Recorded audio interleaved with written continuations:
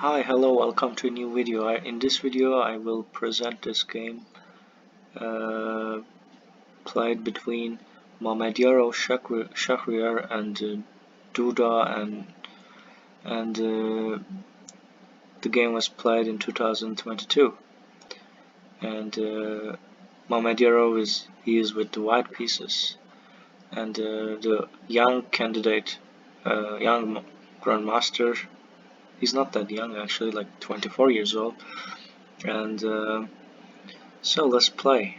Um, so like it's interesting, like computer thinks that white is up like 0.38. So he played with d4, and then c4 and g6, g3, knight. So it's sort of, yeah, this is not very unusual Duda's game. So the idea is you have to protect this pawn somehow, and then you can bring your bishop later but you don't want to block this bishop yet. So and this game is not very unusual.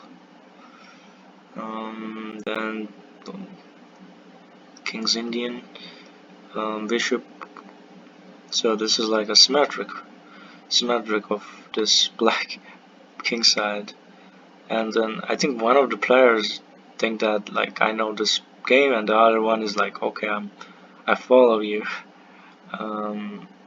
This part is not very symmetrical, and this queen moves also distinguish the white, and opening I guess is important for the white opening. So, and black has chance to kick this white queen with like e6 or something. But instead, but it's like a one-time attack and blocking this pawn, so it's bad. So it's more long-term. It creates more long-term advantage, I guess. Engine recommends it too. I'm sure they're familiar with this. It's like an engine recommendation. And then he played this pawn there. So he can activate this bishop later after b3, bishop b2, but instead he played h3. And in grandmaster games, or I generally observe, like if h3 is stopping two pieces to settle in g4, they just play it. But I think that there shouldn't be a strategy tactic against this. And another move, a c8 was played, and he back to e2. Rook e8 was played there, and rook d1.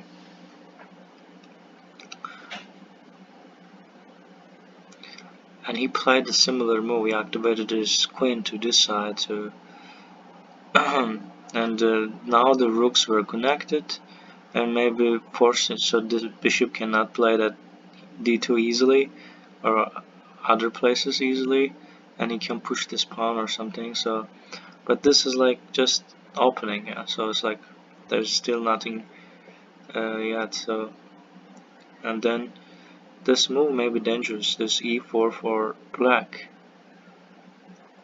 I guess. So, and then he played e4. So black should expect this move e4. And after e4, there's also like e5, and then it will have a great pressure on black pieces. And after e5, the knight has place to stay. Like also white knight can go to c4 or something, and then white bishop can take this pawn maybe in the future. So it's not bad. So, and then engine says like white is up a piece. So that's that important position. So black played here, and I think, as I said before, I think he wants bishop b2, but I don't know.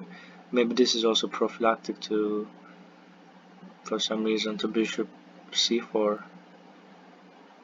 because I know into possibility of. So and then he played his pawn to g5. Interesting move. And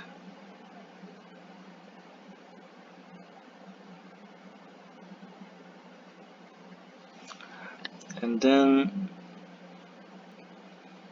so engine says that white is up 2 pieces almost. So and he played the b2.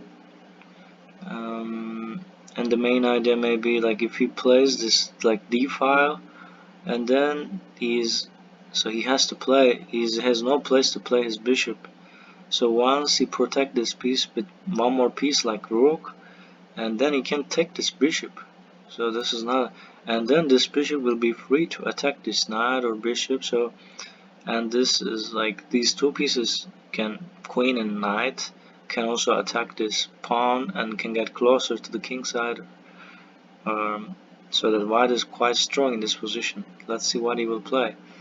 And black wants to bring more pieces to the king side. Interesting, because his real aim is like d7 to open a piece for his bishop. And he played instead this knight e5. Interesting move. And then he played knight other place and taking. So and he played there. Interesting. So now he decided to play this d5, and then the d5 is very tricky move. So that once black choose to take it, he can take this too, and then he can take it and he can check. And how he can, I can see that you have to calculate the lines after that, like so. Let's see what they play. And then there's another interesting line. He instead, so he has the black bishop has no place to go, and he just took this pawn. And what is this? And then he still lose this bishop maybe later. Oh, yeah. And then he took this bishop and and then the game is like sort of equal now.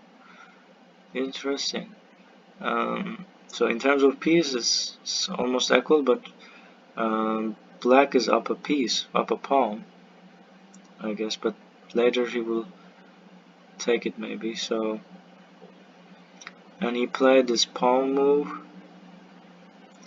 But uh, white applies great pressure on his opponent, and he took it.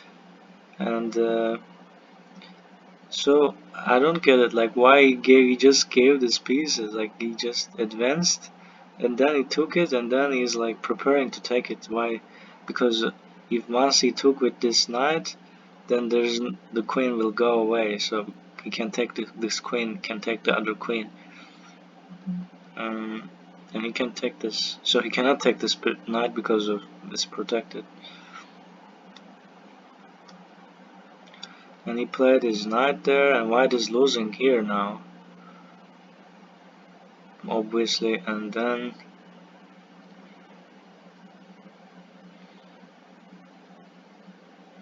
he played his queen to there, better place, because well, black queen is not doing anything there. But they play a very tactical game, like they're not like playing very positional, they just have some plan in their mind, and they're trying to uh, administer the plan.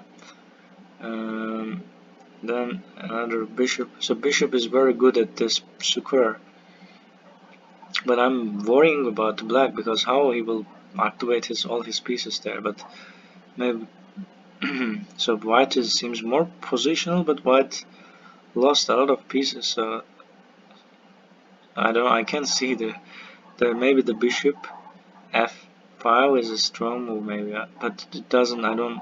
Yeah, but I don't see the rest of the game. So f5 is strong move. Oh, he think the same thing, but like, so what to do next? And he played his, and he took the knight, and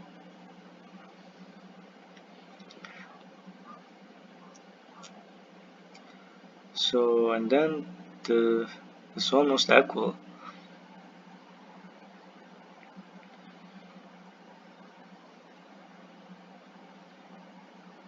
So white is losing,